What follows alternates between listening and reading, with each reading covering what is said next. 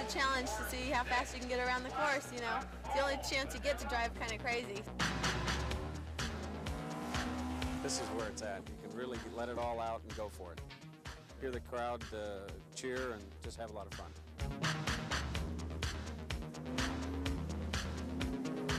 That was great! That was super. It was, that's exciting. You know, your hands start shaking, and that's the way it ought to be. That's super.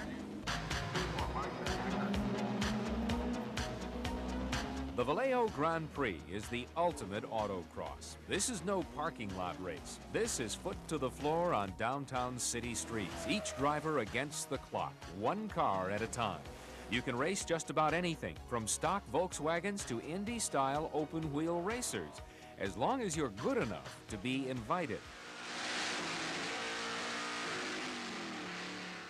Mike Camicha is definitely good enough. He's been autocrossing since he was a boy growing up in San Jose. And in 1981, he went to Chicago and won the national championship in a car he had never even driven before. Of all the races he's been in, this is his favorite. Autocrossing in a parking lot is fun, but when you get to race up and down city streets that during the day you can just normally drive through, the first thing that comes into your mind is, where are the police? And you just love it. On a course like this, the small sedans are almost as quick as the big muscle cars. Mike and his little Mazda RX-3 have a special challenge today. They are going up against Manny Pretty in his full-blown 500 horsepower Corvette. A lot of people take drugs and they race cars. This course is unique because it's got a little bit of power and a little bit of handling, and so some of the tight stuff will be tough for the Corvettes. And some of the, you know, we'll have an advantage there, but on the power stuff, it'll go back and forth. It'll be real close. Officially, Mike and Manny are racing in different classes, but the only real judge is the clock. Can Mike, in his quick and nimble Mazda, possibly outrun Goliath in a fully prepared racing Corvette? We're nervous. We got our work cut out for us today. I've drove them before. You just keep your foot in it all the time. They're like a toy, really, as far as I'm concerned. Well, I think he's a grease ball, and I think he ought to try driving one of these.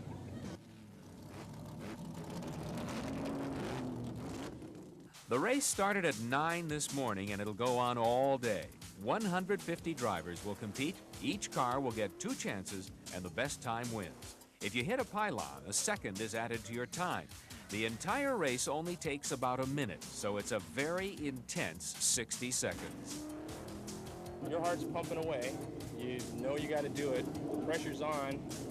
You're sweating bullets. You got to do it, and you know it, and everybody else knows it.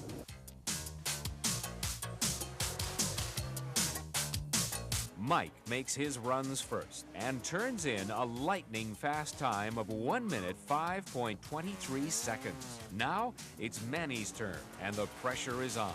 His own car broke a leaf spring, so he's driving a borrowed car. This is it.